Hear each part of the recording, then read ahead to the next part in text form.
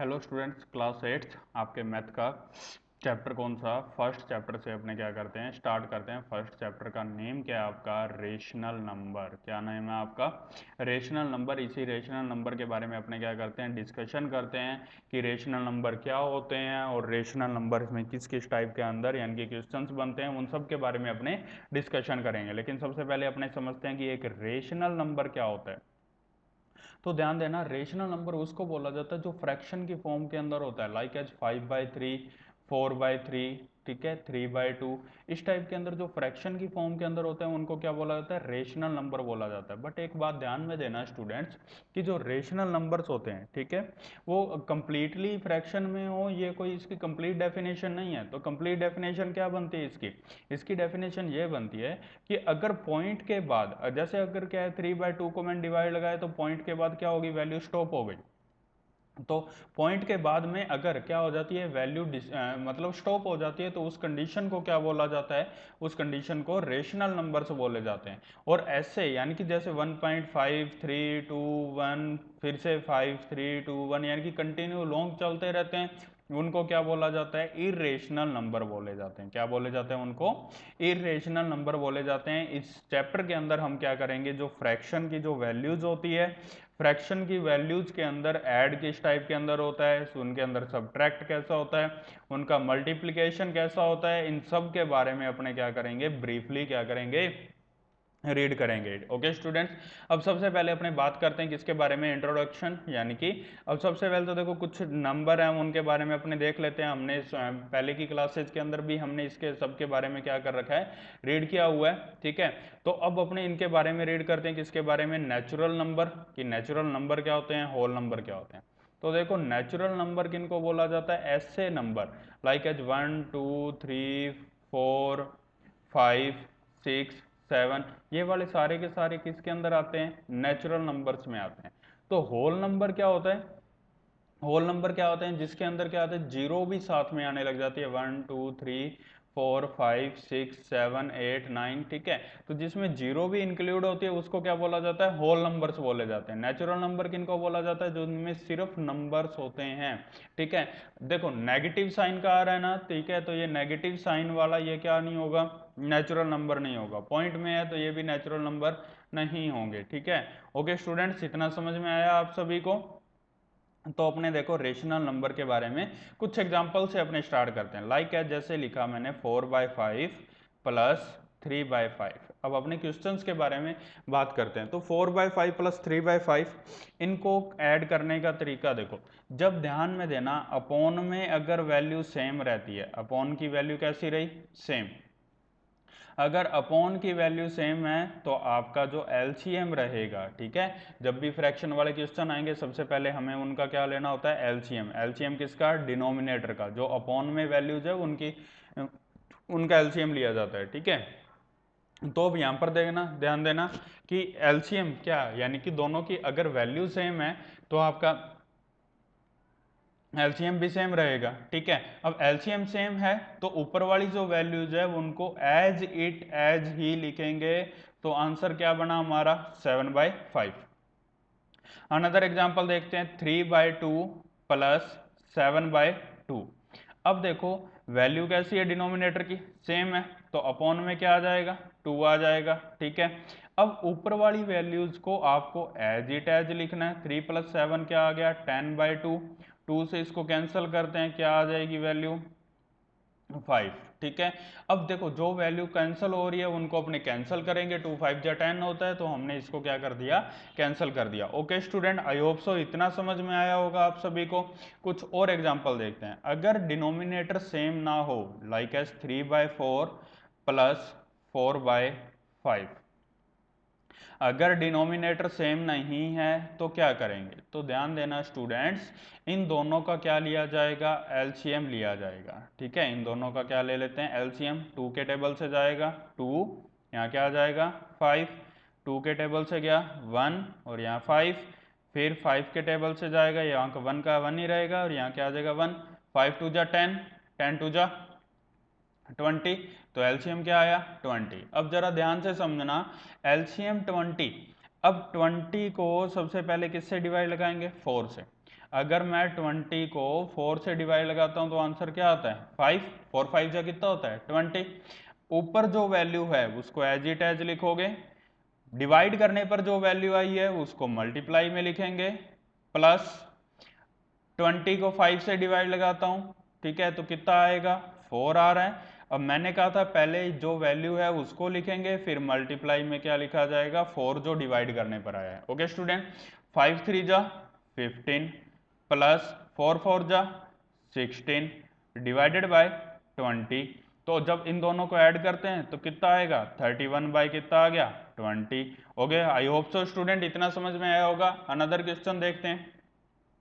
Like है, जैसे अगर मैं लिखूं 5/7 प्लस 3/7 प्लस 2/7। अब जरा ध्यान देना, इस क्वेश्चन में देखो तीनों का डिनोमिनेटर कैसा है सेम है, तो एलसीएम सेम रहेगा। ऊपर वाली वैल्यू को आपको एज इट एज ही लिखना है और उसको क्या कर दो ऐड कर दो। 5 और 3 8 2 10 डिवाइडेड बाय कितना आ गया 7। आई होप सो क्लियर हुआ होगा इतना, ठीक है। अनदर एग्जांपल देखते हैं अपने। लाइक है, जैसे 5/8 प्लस 3/6 प्लस 2/4। ओके स्टूडेंट, तो सबसे पहले अपने इनका देखते हैं क्या होगा। अगर वैल्यू सेम नहीं है तो उनका क्या लेना होगा, हमें एलसीएम लेना होगा। तो तीनों का एलसीएम लेते हैं अपने, ठीक है। 2 के टेबल से गया 4 3 2, क्लियर। फिर अपने किसके 2 के टेबल से करते हैं 2 1 3 1, ठीक है। फिर 2 के टेबल से जाएगा तो 1 आ गया, यहाँ 3 रहेगा, यहाँ 1 रहेगा। फिर 3 से गया 3 2 जा 6 6 2 जा 12 12 2 जा 24। ओके स्टूडेंट्स, तो अपॉन में क्या आ जाएगा 24। 24 को किससे डिवाइड करेंगे 8 से डिवाइड करेंगे, तो 8 3 जा कितना आ गया 24। तो 5 एज इट एज डिवाइड करने पर कितना आया 3 प्लस। ओके स्टूडेंट, तो अब ध्यान में देना 24 को 6 से डिवाइड लगाया तो 6 4 जा 24, यहाँ 3 पहले से आएगा, 4 मल्टीप्लाई में, प्लस 24 को किससे डिवाइड लगाऊंगा 4 से, ऊपर क्या है 2 मल्टीपल क्या आ जाएगा 4 से डिवाइड लगाता हूं तो 6 आ गया। 5 3 जा 15 प्लस 3 4 जा 12 6 2 जा 12। तो ऐड करते हैं अपने इनका 15 प्लस कितना आ गया 24 डिवाइडेड बाय कितना 24। ओके स्टूडेंट, तो इनको ऐड करते हैं कितना हो जाएगा 39 डिवाइडेड बाय 24। कोई टेबल से कैंसिल हो रहा है, 3 के टेबल से कैंसिल हो रहा है, 3 1 जा 3 3 3 जा 9, 3 के टेबल से इसको कहते हैं 3 8 जा 24। तो answer will be 13/8। Okay students, I hope so इतना समझ में आया होगा आप सभी को। ओके, अब अपने इसके ये तो हमने कौन से प्रॉपर्टी के बारे में बात की थी, एडिशन के बारे में। सेम इसी टाइप के अंदर क्या होते हैं सब्सट्रैक्शन होते हैं, सब्ट्रैक्शन होते हैं, ठीक है। अब देखना, अब अपने किसके बारे में बात करते हैं मल्टीप्लाई के बारे में बात करते हैं। किसके बारे में मल्टीप्लाई में। लाइक है, जैसे 3/2 इंटू लिखा 5, तो इनका क्या होगा ऊपर वाली वैल्यू का ऊपर वाली वैल्यू के साथ ही मल्टीप्लाई होता है, तो 5 3 जा क्या आ जाएगा 15/2। ओके स्टूडेंट, अनदर देखते हैं 3/2 इंटू 5/4। अब ऐसी वैल्यू है तो ऊपर का ऊपर के साथ, नीचे का नीचे के साथ, ठीक है। 5 3 जा 15 4 2 जा 8। आई होप सो क्लियर होगा, इतना क्लियर हुआ होगा आप सभी को। अनदर देखते हैं, जैसे 3/2 इंटू 8 लिखा है, ठीक है। अब देखो ये 2 की वैल्यू से कैंसिल हो रहा है ना, तो 2 4 जा 8। मल्टीप्लाई में अगर कोई भी वैल्यू है तो उसको अपने क्या कर सकते हैं कैंसिल कर सकते हैं। डिवाइड में कोई वैल्यू होती है उसको कैंसिल कर सकते हैं, या फिर मल्टीप्लाई में। लेकिन अगर बीच में प्लस या माइनस का साइन हो तो आप उसको कैंसिल नहीं करोगे, ठीक है। 2 4 जा 8 4 3 जा कितना हो गया 12 हो गया। आई होप सो स्टूडेंट इतना समझ में आया होगा। अनदर देखते हैं, जैसे क्या हो गया 5/3 इंटू 15/50। ओके स्टूडेंट, तो देखो 3 5 जा 15 कैंसिल हो रहा है, 5 को इससे कैंसिल किया कितना आ गया 5 10 जा 50, 5 2 जा 10। ओके स्टूडेंट, तो answer will be 1/2। Okay student, clear है। अब देखो कुछ अनदर वैल्यूज देख लेते हैं। अगर कई बार ऐसा क्वेश्चन आ जाता है like as 3/2 4/8 plus 3/2 plus sorry multiply है यहाँ, मल्टीप्लाई 7/6। ओके, अब देखो यहां पर क्या है, अब ये दो वैल्यूज क्या आ रही है, सेम आ रही है। ठीक है, मल्टीप्लाई की वैल्यू को नहीं देखोगे आप। ठीक है, आपको क्या करना है, अगर पूरे क्वेश्चन के अंदर प्लस के साइन के अकॉर्डिंग देखो, प्लस या माइनस के साइन के अकॉर्डिंग, अगर इधर भी वैल्यू सेम आ रही है, इधर भी वैल्यू सेम आ रही है, तो उस वैल्यू को आपको बाहर लिखना है, बाकी वैल्यूज को आपको एज इट एज लिखना है। ठीक है, क्यों हमने देखो 3/2 क्यों नहीं लिखा, क्योंकि 3/2 दोनों में कॉमन आ रहा है, तो उसको हमने क्या कर दिया, बाहर कर लिया। ठीक है, अब देखो, अब इसके अंदर अपने क्या करते हैं, इनका एलसीएम लेते हैं 3/2।